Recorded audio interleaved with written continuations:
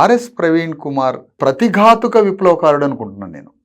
ఎందుకు అంటే ప్రజల్లో విప్లవం వస్తుందేమో అని పాలక వర్గాలే ఒక డమ్మీ విప్లవకారుని సృష్టిస్తూ ఉంటుంది. ఓకే, పాలక వర్గాలే ఒక విప్లవకారుని తీసుకొస్తుంది మాలాంటి విప్లవాలు రాకుండా. ఇతను పాలక వర్గాలలో నుంచి సృష్టించబడ్డ వ్యక్తి.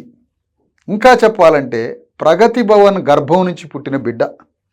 ఇంకా చెప్పాలంటే కాబట్టి ప్రగతి భవన్ అనేటువంటి గర్భం నుంచి పుట్టిన ఈ వ్యక్తి, ఇతని యొక్క ప్రయాణాన్ని మేము చూసినప్పుడు అనేక ఆరోపణలు వచ్చినాయి. అప్పుడు ఈ ఆరోపణలన్నీ ఇప్పుడు నిరూపణలుగా మారిపోయినాయి. అంటే ఎవరికి వ్యతిరేకంగా మాట్లాడుకుంటూ వచ్చాడో వాళ్ళతో ఏకమైపోయాడు. అంటే మాలాంటి సంఘాలతో మాలాంటి ఉద్యమాలతో జట్టు కట్టకుండా నీ జట్టు వేరే రూపంలోకి వెళ్ళిపోయినప్పుడు అంటే మీరు కలిసి ఉన్న వ్యక్తులుగానే మేము భావించాల్సి వస్తుంది.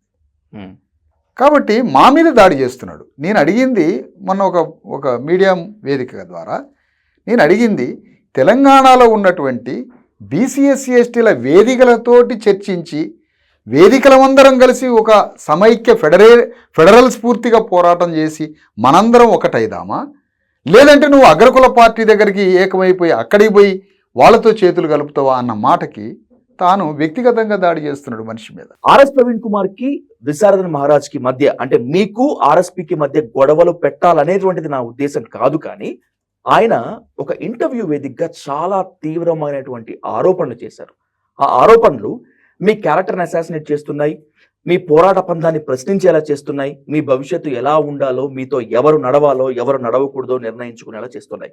ఆయన చేసిన ఆరోపణల్ని ఒక్కొక్కటిగా పర్సనల్ గా మీ ముందు పెడతాను. ఫస్ట్ ప్రశ్న, ఓకే, మీకు ఆర్ఎస్ ప్రవీణ్ కుమార్ కి మధ్య నిజంగా వ్యక్తిగత వైరం ఉందా? ఉంటే దేని గురించి, ఎందువల్ల? ఎలాంటి వ్యక్తిగత వైరం లేదు, ఒక భావఘర్షణ తప్ప. అందుకని ఆయన మీద మేము ఏమంటున్నామంటే ఆయన సిద్ధాంతాన్ని వ్యాప్తి చేయట్లేదు, కాన్షీరాం పని విధానంలో లేడు, అంబేద్కర్ సిద్ధాంతాన్ని ఎక్కడ పునర్జీవింపజేయట్లేదు. ఒక ఆకాశమంత పబ్లిసిటీగా బయలుదేరుతాడు మనిషి, ఆకాశమంత పబ్లిసిటీతోటి బయలుదేరండి. నేను ఒకటే అడుగుతున్నా వేదిక నుంచి, ఆర్ఎస్ ప్రవీణ్ కుమార్ మొన్న ఎన్నికల్లో పోటీ చేసినప్పుడు, అంతకుముందు 5 ఏళ్ల క్రితం ఎన్నికల్లో బహుజన్ సమాజ్ పార్టీ పోటీ చేసినప్పుడు ఇదే ఆర్ఎస్ ప్రవీణ్ కుమార్ నువ్వు ఆకాశమంత పబ్లిసిటీ చేసుకున్నావు. నువ్వు పార్టీలోకి వచ్చిన 3 ఏళ్ళు నిరంతరం పతాక శీర్షికల్లో ఉన్నావు, అన్ని పేపర్లలో అన్ని మీడియా సంస్థల్లో. హెలికాప్టర్ వేసుకొని ప్రచారం చేసినావు, కోట్ల రూపాయల హెలికాప్టర్తో. 100 కోట్ల రూపాయలు ప్రజల్లో నుంచో ఎక్కడి నుంచో తయారు చేసి ప్రజల్లోకి వెళ్ళిపోయినావు. అంటే కోటాను కోట్ల రూపాయలని తయారు చేసినావు, హెలికాప్టర్లో ప్రచారం చేసినావు, ఆకాశమంత పబ్లిసిటీ చేసుకున్నావు. నిరంతరం 24 గంటలు నీకు పబ్లిసిటీ తప్ప వేరే పని లేదు.